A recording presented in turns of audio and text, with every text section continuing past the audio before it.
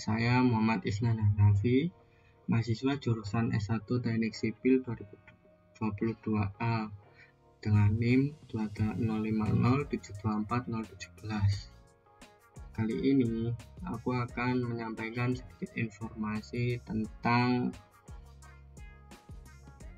yang pertama, ruang lingkup mekanika fluida, dan yang kedua, tipe-tipe aliran fluida.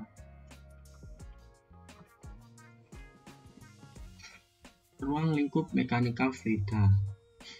Bumi ini 75% tertutup oleh air, zat cair, dan 100% tertutup oleh udara, gas. Oleh karena itu, ruang lingkup mekanika fluida sangatlah luas dan menyentuh hampir seluruh segi kehidupan manusia.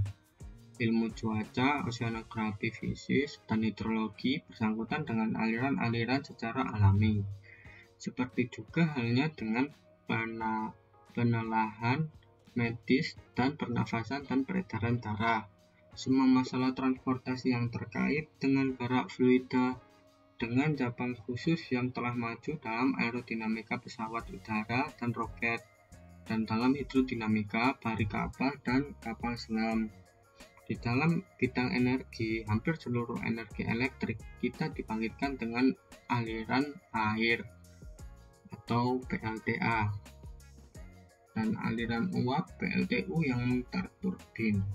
Semua masalah pembakaran yang melibatkan gerak fluida, seperti juga masalah-masalah pengairan, pengendalian banjir, penyediaan air, pembuangan limbah, gerak umban atau proyektil, dan pembangunan jalur minyak dan gas.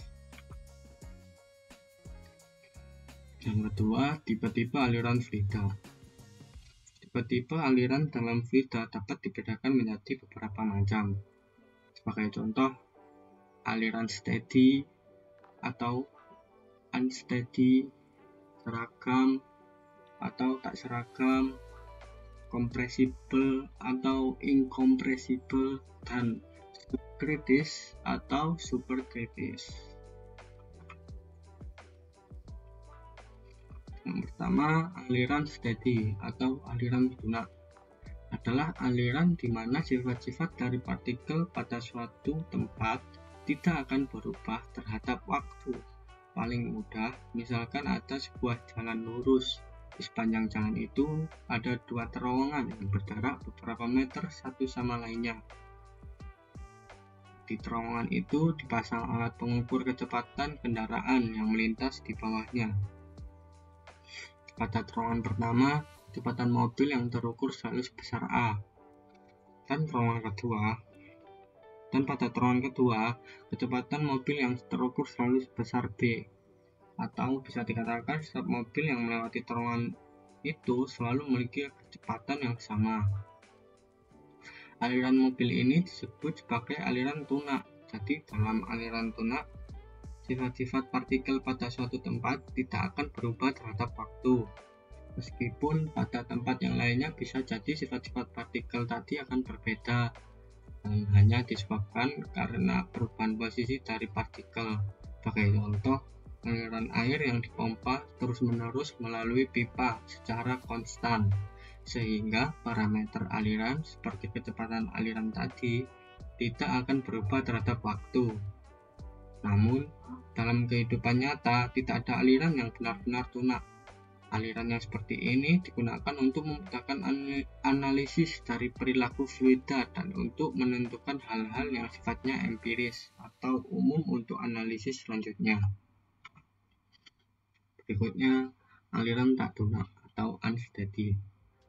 Aliran tak tunak adalah aliran di mana sifat-sifat dari partikel pada suatu tempat berubah terhadap waktu. Jadi, sifat-sifat partikel pada tempat yang sama akan selalu berubah dan tidak sama. Analogi dengan terowongan yang dipasang alat pengukur kecepatan. Pada terowongan pertama, kecepatan mobil yang terukur berubah-ubah. Tak tetap, begitu pula pada terowongan kedua. Kecepatan mobil yang terukur berubah-ubah. Sehingga aliran yang seperti ini disebut dengan aliran yang tak tunak. Sebagai contoh, aliran air yang dipompa secara tak tentu, seperti membuka tutup katup aliran dalam pipa melalui pipa. sehingga parameter aliran seperti kecepatan aliran tadi akan berubah-ubah terhadap waktu. Di bawah ini merupakan contoh aliran steady dan unsteady. Oke, selanjutnya aliran kompresibel atau aliran termampatkan adalah aliran fluida yang massa jenisnya dapat berubah-ubah apabila diberikan suatu tekanan tertentu sepanjang aliran tadi. Suatu fluida yang kompresibel adalah fluida yang apabila diberikan suatu tekanan tertentu, volume yang ditempati oleh partikel-partikel fluida tadi dapat terkompres menjadi lebih kecil. Contoh paling mudah adalah gas yang berada dalam suatu botol. Apabila kita tekan botol tadi secara aksial maupun lateral, maka botol tadi dapat tergencet dan volume botol tadi mengecil, sehingga perbandingan massa gas terhadap volume botol menjadi lebih besar atau massa jenisnya berubah. Berikutnya, apabila kita ganti gas dalam botol tadi dengan air, lalu kita tekan botol tadi, apa yang akan terjadi? Ya, butuh kekuatan yang begitu besar agar botol tadi dapat tergencet untuk membuat volume botol mengecil. Perbandingan massa air terhadap volume botol akan tetap meski diberikan tekanan yang begitu besar. Fluida yang seperti inilah yang dikatakan sebagai fluida inkompresibel, sehingga aliran yang inkompresibel adalah aliran fluida yang massa jenisnya konstan sepanjang aliran tadi. Dikarenakan butuh tekanan yang begitu besar untuk merubahnya, contoh aliran dari aliran kompresibel ini adalah aliran dari gas tertentu yang seperti pada sayap pesawat.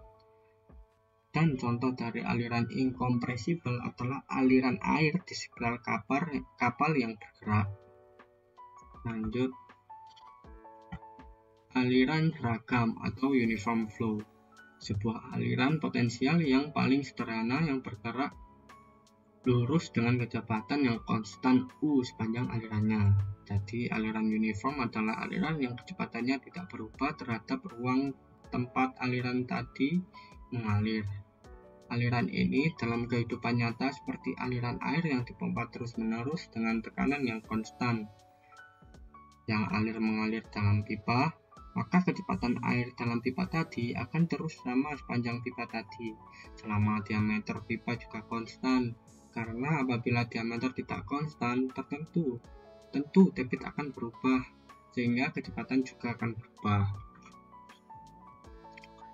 Aliran berubah atau tak seragam, non-uniform flow, varied flow, merupakan aliran saluran terbuka yang memiliki kedalaman aliran berubah sepanjang saluran.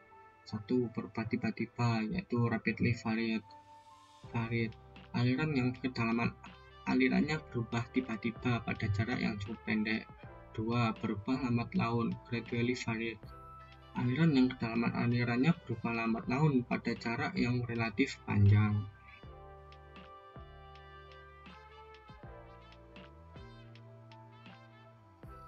Dan yang terakhir, aliran dikatakan kritis atau FR sama dengan 1 apabila kecepatan aliran sama dengan kecepatan gelombang gravitasi dengan amplitudo kecil. Gelombang gravitasi dapat dibangkitkan dengan merubah kedalaman jika kecepatan aliran lebih kecil daripada kecepatan kritis, maka alirannya disebut subkritis. FR lebih kurang dari 1. Sedangkan jika kecepatannya aliran lebih besar daripada kecepatan kritis, maka aliran disebut superkritis. FR lebih dari 1. Parameter yang menentukan ketiga aliran tersebut adalah nisbah antara gaya gravitasi dan gaya inersia yang dinyatakan dengan bilangan Froude, FR. Demikian informasi yang dapat saya sampaikan. Apabila ada salah kata, saya Mohon maaf jika ada salah kata. Terima kasih telah menonton video ini sampai selesai. Jangan lupa like, komen, dan subscribe, dan juga follow sosmedku Isnan Hanafi dan Insunity. Oke, makasih.